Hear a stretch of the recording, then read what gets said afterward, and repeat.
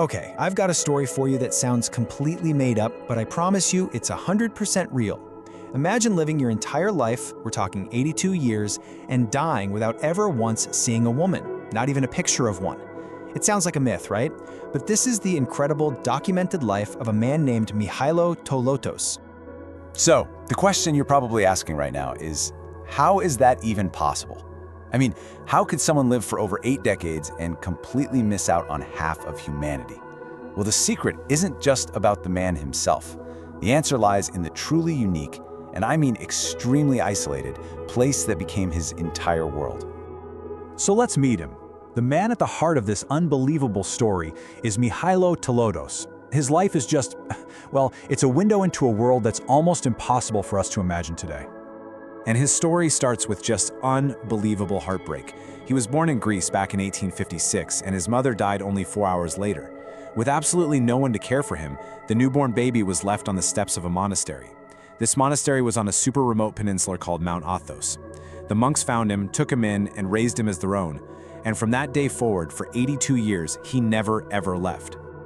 So, to really wrap our heads around how this happened, we need to talk about this place, Mount Athos, because it's not just some mountain with a monastery on it. Oh no, it's basically its own little country, a self-governing state with its own set of ancient ironclad rules. And it's one of these rules that made Mihailo's life possible. And that rule has a name, the Avaton. It literally means inaccessible or untrodden, and it's a sacred ancient law that is dead serious about one thing: no women are allowed. Period. They are strictly forbidden from setting foot anywhere on the entire peninsula. But believe it or not, the rule gets even stricter. And get this isn't some quirky rule they came up with 100 years ago. The Avaton was made official by a Byzantine emperor way back in the year 1060. We're talking almost 1,000 years ago. This law has been in place for a millennium, basically sealing this place off from the outside world. Okay, so no women. But the rule goes even further.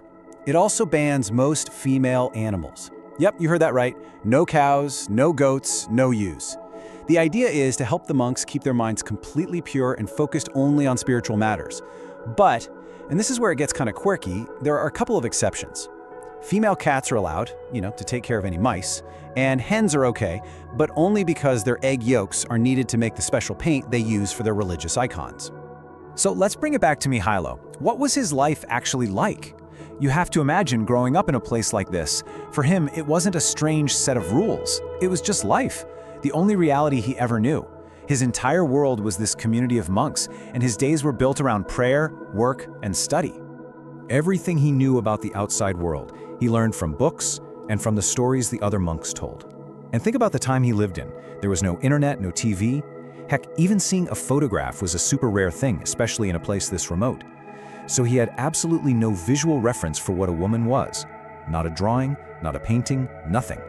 And by all accounts, from the stories told by the other monks, he was perfectly happy. He was content with his simple, peaceful life. He just didn't feel like he was missing out.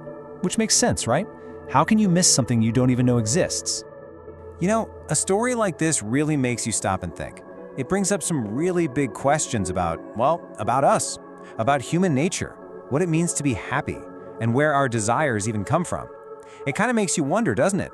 Is happiness about getting everything you want, or is it about never even wanting it in the first place?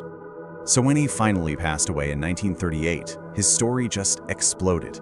It went viral, 1930s style. Newspapers all over the world, from London to New York, were writing about him. They called him one of the purest people to have ever lived, and the monks of Mount Athos, they gave him a special funeral because they saw him as truly unique, the only man they knew of who had literally spent his entire life from birth to death inside their sacred community. And his life is this incredible case study in how human desire works. I mean, think about it. So much of our own stress and suffering comes from comparison, right? We see something, we want it. We see what someone else has, and we feel like we're missing out. Mihailo lived a life completely free from one of the most powerful forms of that. He couldn't desire a woman because in his mind, the very concept, the visual, the idea of it just wasn't there. Now you might be thinking this all sounds like something from a dusty history book. But here's the kicker, it's not. The world that Mihailo lived in, this all-male monastic state on Mount Athos, it still exists, right now. And that 1,000-year-old rule is still strictly enforced.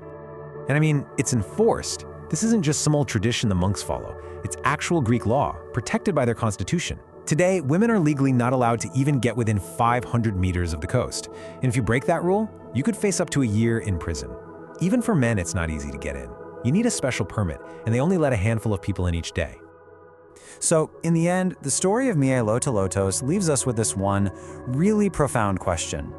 His life was this quiet, 82-year-long experiment. It suggests a pretty radical idea. Maybe real peace doesn't come from satisfying all our desires, but from living a life where some of those desires never even get a chance to sprout. It really makes you wonder, can you truly miss something you never, ever knew?